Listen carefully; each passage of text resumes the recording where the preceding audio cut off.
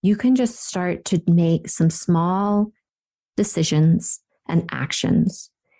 And you begin to have a non-negotiable relationship with what you would really love.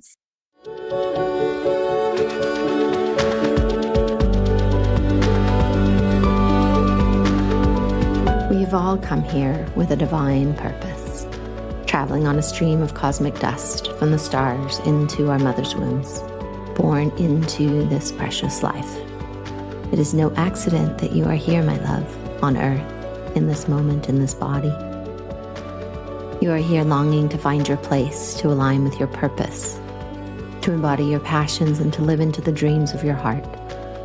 Yet so often we get caught, suspended in the tangle of life, not able to move forward, not able to find solace and comfort in a world that has forgotten the truth of our existence. As we begin to remember, as we peel back the layers, as we come together to uncover our unique gifts and reconnect with our authentic selves, we are able to see another way of being, a new possibility, a different life waiting to be lived. I have experienced on this complicated and wild journey of life that when we connect with the story of our soul, it will show us the magic of this life that we have been missing. It will open a window into the very heart of who we truly are, of who we came here to be, and gives us answers to our ever-asking why. Hello, my loves. So good to be here, and I'm still traveling as you're listening to this. So we are running another one of our favorite episodes from our archives. John is here with us today. And before we dive into that, just want to remind you of the Ignite Your Intuition free guide. If you have not downloaded that yet, it's a really beautiful way to get in touch with your intuition and the things that you are choosing in your life and tolerating rather than the things that you know your heart wants. And so there's ceremony, there's meditation, there's a workbook, there's an audio teaching, all designed to help you really connect in with your heart and your purpose and what you would love to be doing for this life, for all the things. So there's a link in the show notes for that. Also, the Crucible is getting closer. We start in September under the full moon. And the Crucible would love for you to join us. Sacred circle of feminine alchemists, a place where we're going to come together and really harvest our magic, harvest our power, our intuition, dive deep into shamanic practices, meditations. There's coaching, intuitive readings, all kinds of goodness for you to be the greatest version of yourself. I see your greatness. I know your greatness. And I want you to see it too.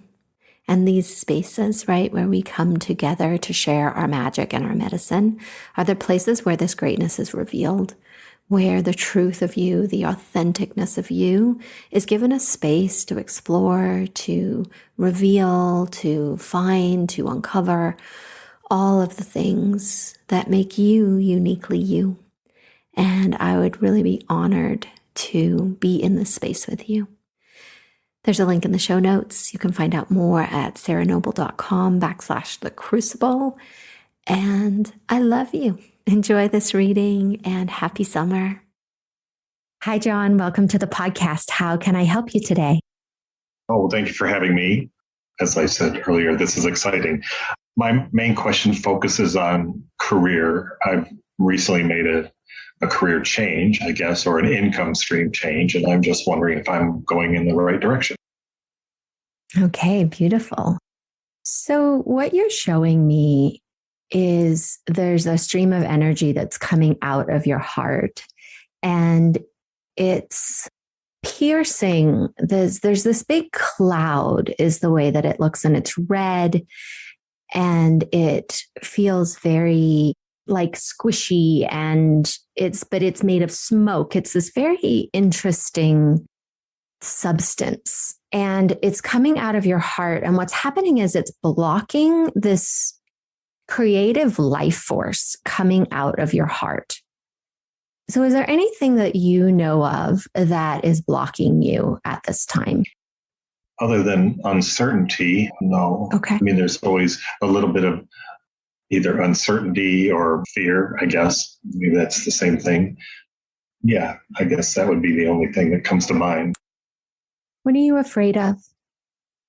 I think primarily doing something and then not wanting to do it. For instance, taking school to learn massage therapy and going through it and then starting it and thinking, no, I really don't want to do this, or this isn't the right direction. I always want to do it the right way. And I know that, you have to have failures in order to learn, but I think that's probably my biggest stumbling block ever in anything I do. The fear of failure. Mm-hmm. You are currently in massage school, correct? Yes. And how do you feel when you are learning and being in school?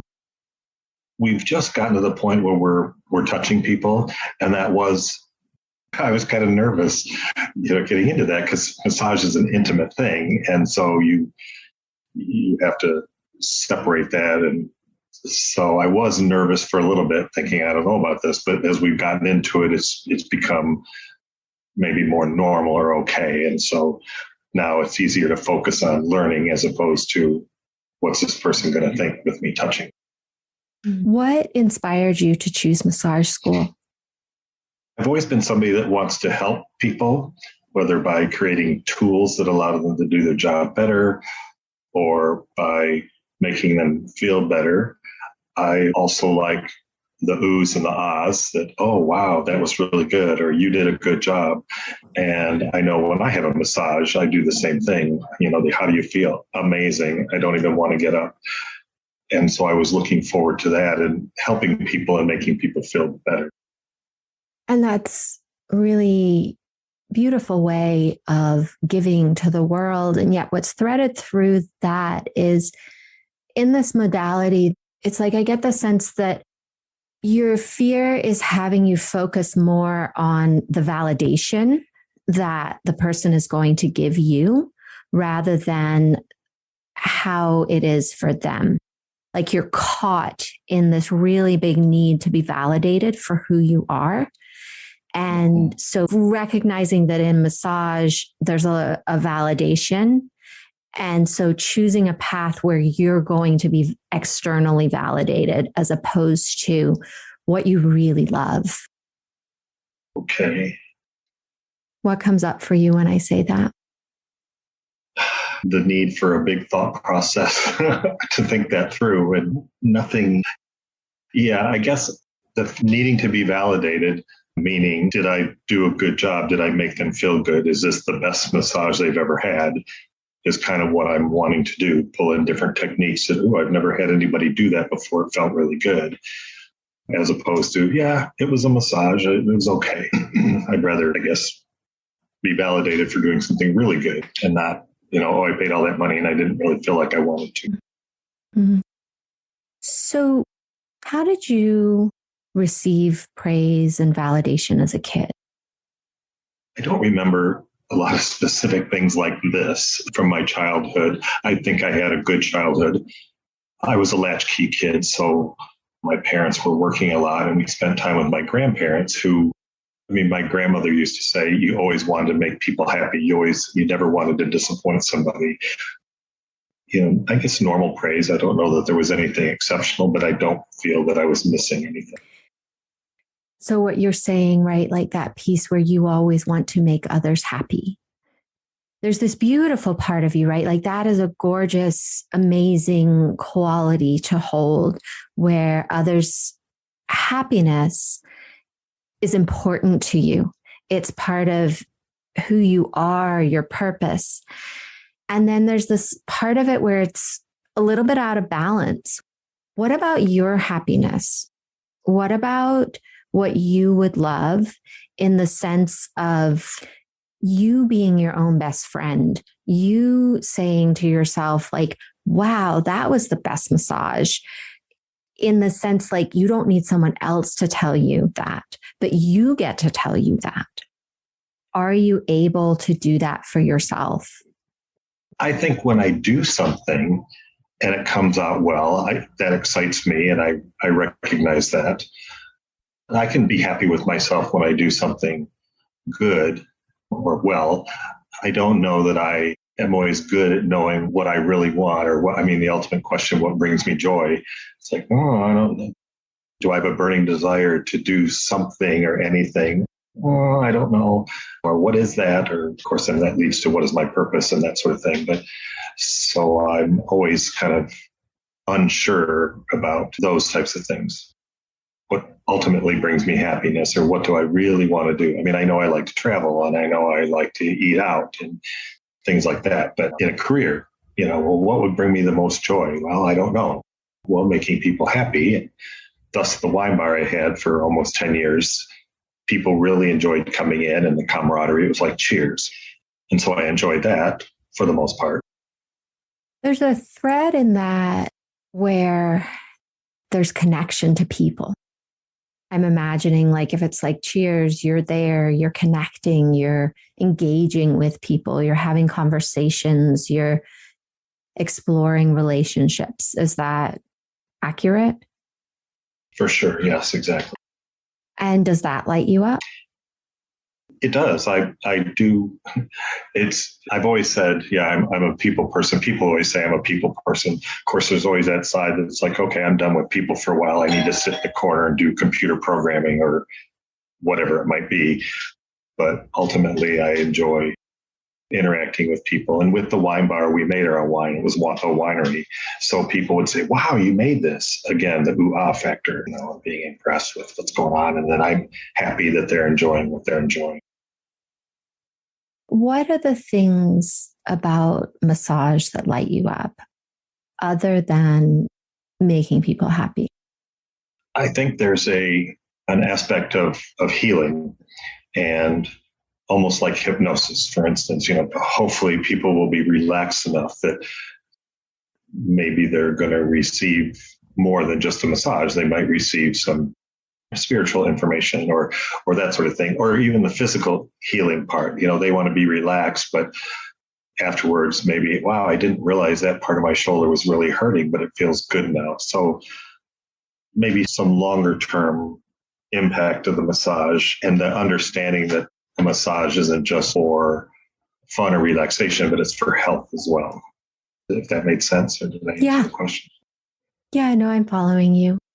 What I'm trying to come to with you is the place that, like, somebody who loves massage is so excited that their client is coming. They love the feeling of their fingertips rubbing and finding the places inside that person's body. There's a connection. There's using their intuition. There's a lot of enjoyment in the action. I know in what I do, I love being in this space with you, feeling you, talking to you. There's just this essence and this feeling inside my body that I get as spiritual information comes in and we chat and I get to be in this space of love with you. It just lights me up in a way that it makes my life better. Does massage do that for you? Well, I hope so. But the one thing about massage, I guess, as we talk, is that it is a finite thing. So you're there for an hour or an hour and a half, whatever the appointment might be, and then you leave, and then there's just thought processes. So that individual might continue thinking about it, or hopefully will continue thinking about it for a while because they will continue to feel good. I, on the other hand, will probably move right to the next client. So whether that satisfies my need of interacting with people, because there won't be much verbal interaction once the massage starts, I don't know. Now that we talk about it, yeah, that's an interesting thought because it really is kind of a short-term thing. And maybe the validation comes from, I want to set my next appointment right away. I'm going to tell my friends, that sort of thing. But I'm kind of hoping that it fulfills or meets those social needs, I guess. So what I see is that you are an outgoing, gregarious is the word that is coming. You there's this fun in you. There's this like warmth that when people come into your field, into your environment, they like want to hug you and cuddle you. And since we've been talking, there's this energy, this feeling that's coming in through the crown of my head and it's coming out through my heart. And it's you. And as we started, right, like that energy was kind of stuck in this substance that we talked a little bit about, it being fear and the uncertainty. What I'm getting is that you're here more to be in conversation with people. You're here to bring through love and teaching and a bigger significance in people's lives through your words, through your being. That you're not on the wrong path right now. Like, I don't want to make you think like, oh gosh, I made a mistake. Like, there's no mistakes, right? There's the choices we make and then what we do with them. And you made this choice for a reason. Like, it's not, oh gosh, I need to quit. There's a learning, there's a teaching, there is something that your soul needs and wants from this program that you are in. It is going to lead you to something bigger. So yes, right now, you're doing the next phase. However, yes, this is not a long-term thing for you. You're designed for something else. You're designed for communication. And yes, there's communication with your hands and energy and different modalities in massage, but it's more about gaining information that you're going to take in a different direction. That's what I feel and see as I track that out for you. But how does that land? Good. Fascinating is actually the word that's coming to mind. And I want to say, wow, I can't wait to see where it leads me. Maybe the thing that always comes to mind is, what am I supposed to do to see where it leads me? Where should I? Oh, I know I shouldn't do this. I was going to say, where should I look for signs? But signs are everywhere. The fear, I don't want to miss something, but I guess if I really need to know, they'll slap me upside the face and say, hey, you need to go this direction. Yeah, that is kind of how it happens. If you're not listening, they get louder. I have, just as an aside, considered public speaking, motivational talks, that sort of thing, and just have never. I've always said I could probably, and I'm going to put air quotes around the word easily, but easily deliver speeches and talks and that sort of thing. It's writing them and coming up with content that was always the thing that probably held me back from pursuing that. But when you say communication, that's what popped into my head.